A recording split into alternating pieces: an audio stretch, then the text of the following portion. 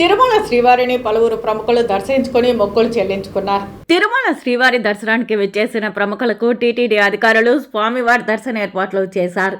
బుధవారం ఉదయం నైవేద్య విరామ సమయంలో తిరుమల శ్రీవారిని ఏపీ ట్రాన్స్పోర్ట్ మాజీ మంత్రి విశ్వరూప్, ఎమ్మెల్యే అవంతి శ్రీనివాసులు దర్శించుకున్నారు.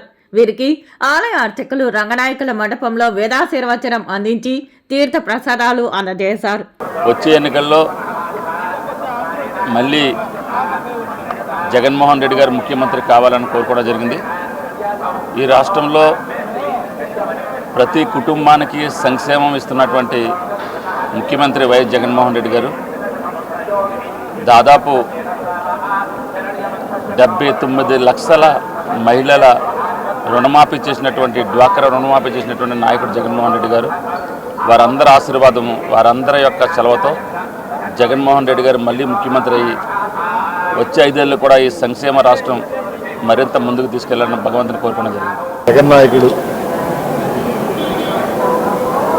శ్రీమన్నారాయణుడు మరి ఎన్నిసార్లు వారిని దర్శించుకున్న అనుభూతి వేరు, ఆనందం వేరు.